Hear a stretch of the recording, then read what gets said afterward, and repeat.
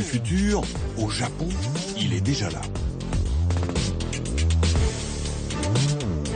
Dans cette PME, 18 robots humanoïdes travaillent aux côtés de 240 ouvriers. Ce qu'ils fabriquent, des machines de traitement de monnaie pour les supermarchés et les banques. Monsieur Langlais, venez voir. C'est une machine extraordinaire. Elle est fabriquée par nos robots humanoïdes et elle encaisse la monnaie. Appuyez sur le bouton. J'appuie là? Oui, oui.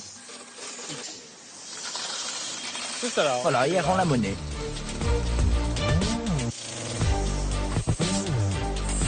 Le travailleur de demain a de petites caméras à la place des yeux, des moteurs électriques à la place des bras qui reproduisent les mouvements humains. Et il est capable d'effectuer 15 tâches à la fois. Mais ça a coûté cher tous ces robots si on compare au coût du travail humain. Si on compare avec les salaires et les charges sociales de notre personnel, nous pouvons amortir le coût d'un robot au bout de 3 ans. C'est en tout cas ce que nous avons calculé pour un robot qui coûte 54 000 €.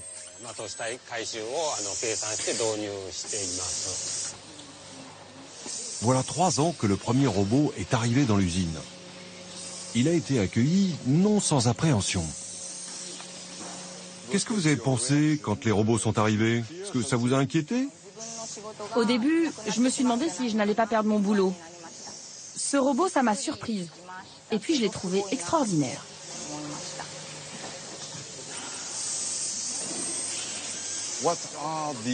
Quels sont les avantages de ces robots? Est-ce que c'est lié au fait qu'ils ne prennent pas de vacances? Avoir ces robots, c'est forcément un avantage en termes de coût.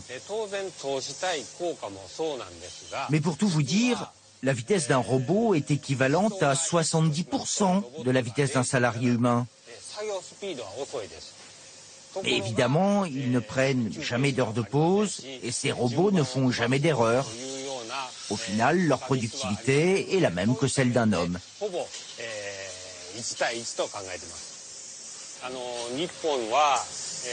Vous savez, au Japon, nous avons un taux de natalité très bas et notre société est de plus en plus vieillissante, avec un manque crucial de main-d'œuvre.